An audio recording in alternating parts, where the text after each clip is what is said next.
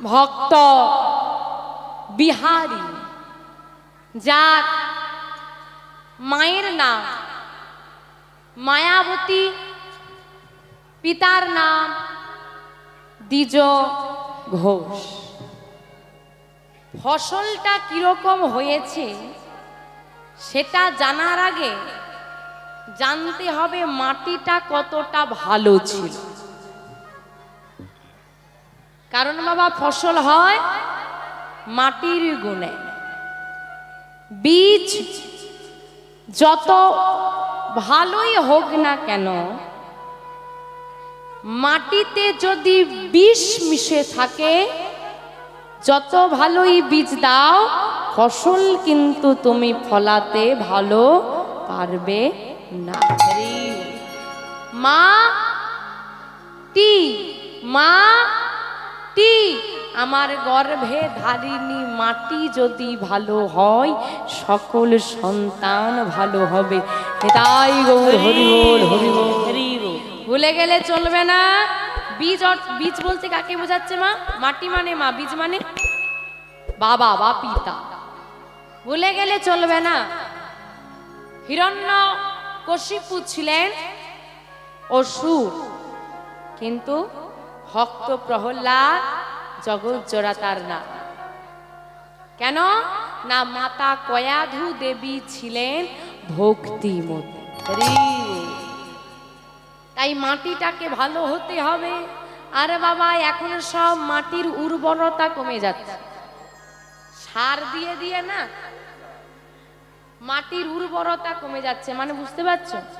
আরে বাবা, ওই মাটি নয়। কোন মাটি বলো তো? এই মাটি, মা মাটি। এখন সারটা হচ্ছে যুগের হাওয়া।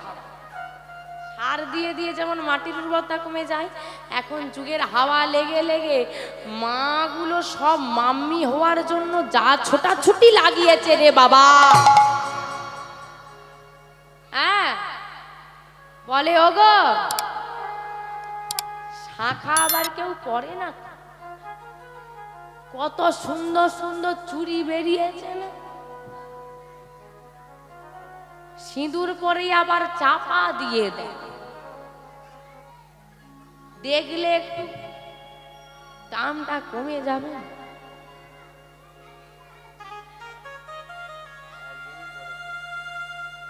মাগো, আজ পড়লে না, একদিন পড়ার ইচ্ছে থাকলেও আর সুযোগ পাবে না। কারণ এটা তোমার ইচ্ছার বস্তু নয়। টিকলে সারা জীবন, না টিকলে দুদিনও নয়। সেই দিন বুকটা ফাটবে, কেন যেদিন সময় ছিল সেদিন পড়লাম না। তো জানতেই হবে বাবা, মা মায়াবতী কেমন, মায়াবতী মায়ের জীবনটা কেমন।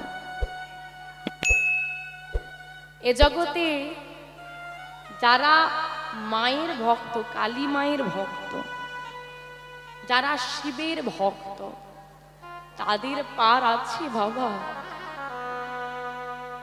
যারা একবার আমার গৌর গোবিন্দকে ভালোবেসে ফেলে, জগতে তাদের কষ্টের কোনো সীমা থাকে না।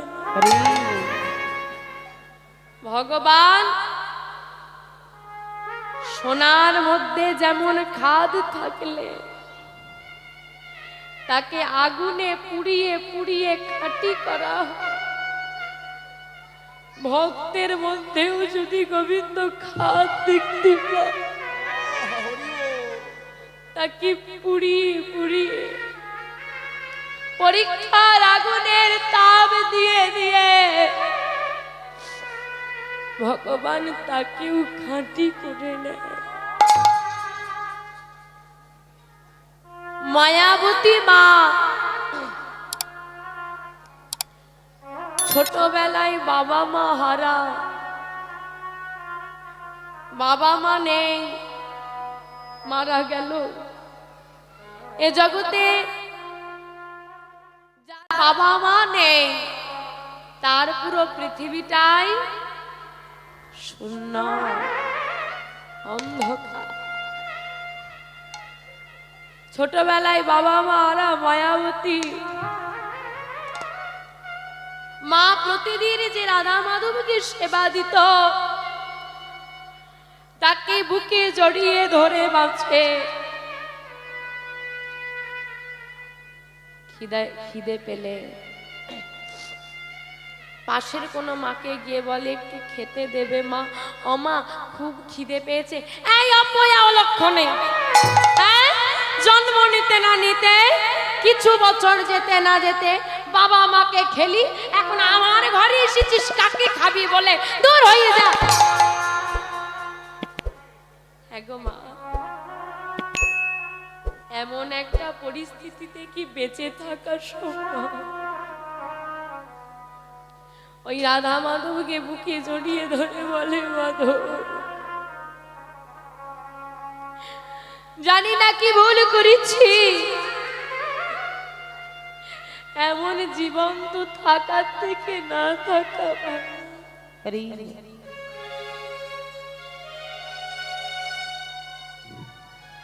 কোনোদিন কোনো মা খেতে দেয়, কোনোদিন কেউ দেয় না। একা ঘরে বৃষ্টি হয়, বজ্রপাত পড়ে, ভয় করে, ওই মাধবকে জড়িয়ে ধরে বসে থাকে আর বলে, ওগো মাধব। যখন মা ছিল ভয় করলে মাকে জড়িয়ে ধরতাম, আজ তো মা নেই, মা তো আমাকে ছেড়ে চলে গেল। মাধব তোমাকে অনেক ভরসা করে জড়িয়ে ধরেছি, তুমি যেন কোনোদিন আমাকে ছেড়ে চলে যেও না।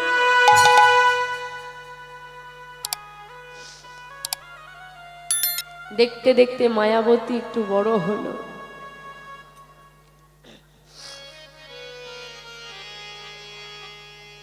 এখানে যে সমস্ত দাদু ঠাকুমারা বসে রয়েছে, খুব ছোটবেলায় বিয়ে হয়েছে। মায়াবতীরও বিয়ে দেওয়া হলো। যার সঙ্গে বিবাহ হলো দ্বিজ ঘোষ, ভক্ত, সেও গোবিন্দকে বড় ভালোবাসে। বাড়িতে আর্থিক সচ্ছলতা নেই, কিন্তু সুখ আছে। জীবনে টাকাটাই সব নয়। এখন তুমি টাকার পেছনে ছুটছো, ছুটে নাও, যতটা পারবে ছুটে নাও। একদিন বৃদ্ধ বয়সে এসে মনে হবে, টাকা সঞ্চয় করে কি করলাম, ছেলে মেয়ের ভালোবাসা পেলাম কই।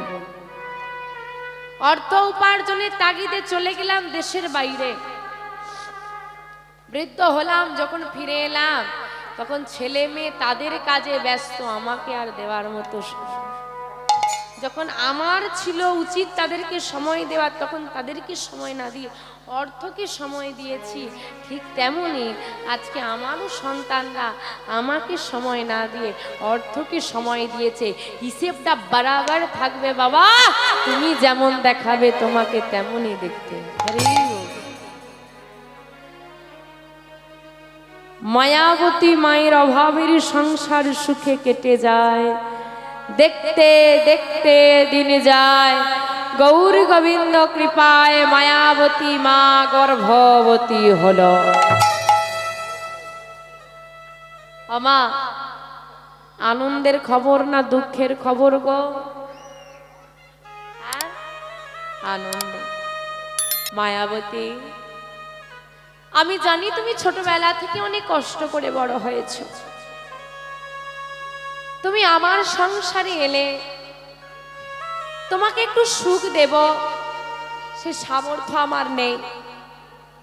হয়তো তোমাকে আমি আর্থিক দিক দিয়ে বলবো না, তুমি যা চাইবে আমি তোমাকে এনে দিতে পারবো।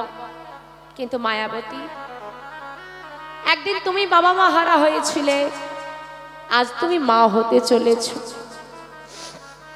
আমাদের এই ফাঁকা ঘরটা আর ফাঁকা থাকবে না, আমাদের এই ছোট্ট পর্ণকুটির ভরে যাবে আমাদের সন্তানের খেলায়। দেখো মায়াবতী, তোমাকে আমি অর্থের বিনিময়ে হয়তো নামি দামি জিনিস এনে দিতে পারবো না, কিন্তু কথা দিলাম তোমার সঙ্গে আমি থাকবো। কি স্বামীরা কথা দিয়েছে তো, পাশে থাকবো। আরে বাবা, উপরে বসে আছে, কদিন পৃথিবীতে থাকবি সেটা ভাব, তারপরে তো পাশে থাকবি। মায়াবতী মায়ের দ্বিজ ঘোষের কথা শুনে খুব মনে আনন্দ হলো। সত্যি আমার দুঃখ হয়তো ঘুচে যাবে, আমি হয়তো আমার দুঃখের দিনগুলো ভুলে যাব। দেখতে দেখতে দিন পেরোচ্ছে, আনন্দের দিন। আর এই সময় দয়াময় বলে বসল, মায়াবতী, তুমি আমাকে কতটা ভালোবাসো পরীক্ষা দিতে পারবে? ভগবান বলে রেখেছে, যে করে আমার আশ আমি করি তার সর্বনাশ। তথাপিও যদি সে না ছাড়ি আমার পাশ, আমি হই তার দাসের অনুদাস।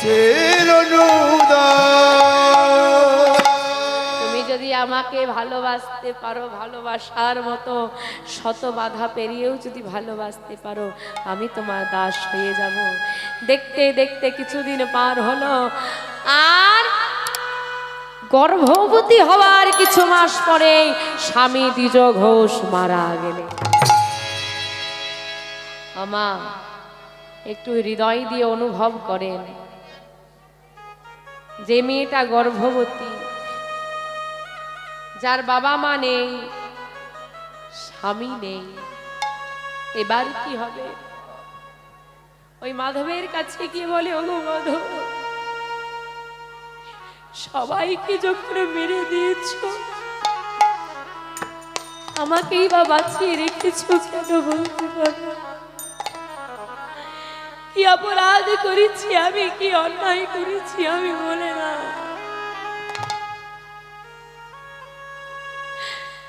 কি অপরাধের এত বড় শাস্তি তুমি আমাকে দিলে?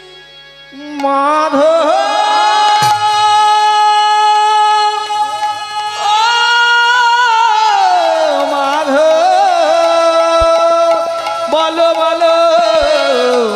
অপরাধ করেছি আমি, বলো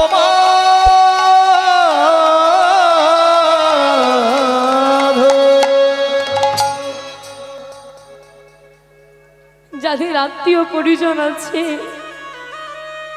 কত মানুষ তাদের আশেপাশে, আমার তো কেউ নেই। পিতামাতার ভালোবাসা পেতে দিলে না, স্বামীর সংসারে এলাম তাকেও কেড়ে নিলে।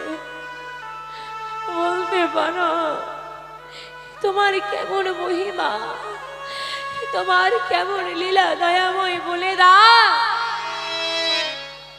কৃপাময়।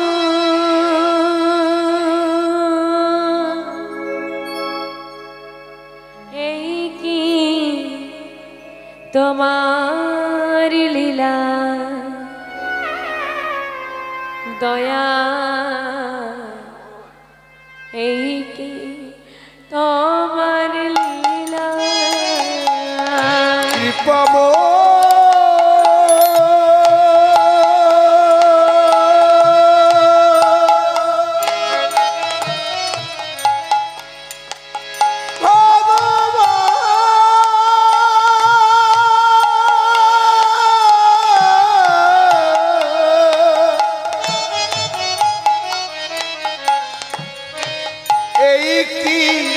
তোমার লীলা দয়া, এই কি তোমার লীলা দয়াময়।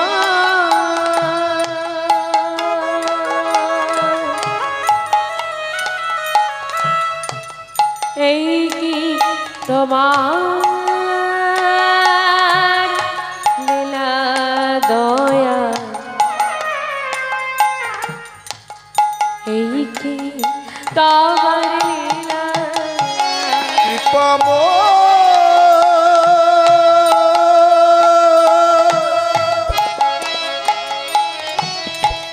এই কি তোমার লীলা দয়া এই কি তোমার লীলা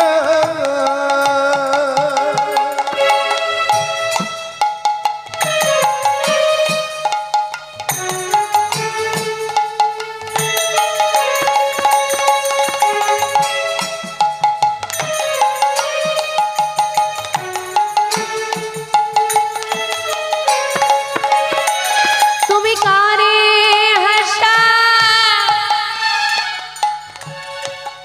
কারে কাদা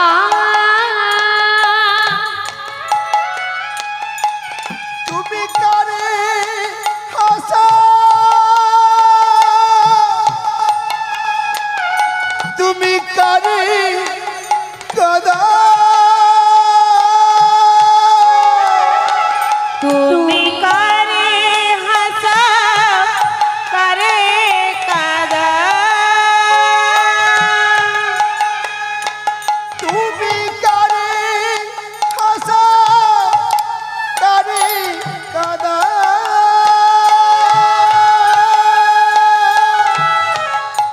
কারে করো অবহেলা এই কি তোমার লীলা দয়াল এই কি তোমার লীলা নিতাই গৌর হরি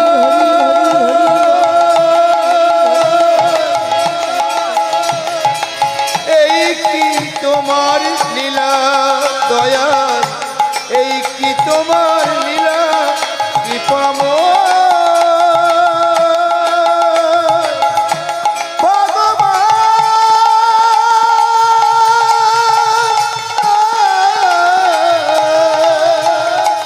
এই কি তোমার লীলা দয়াল এই কি তোমার লীলা হে গোবিন্দ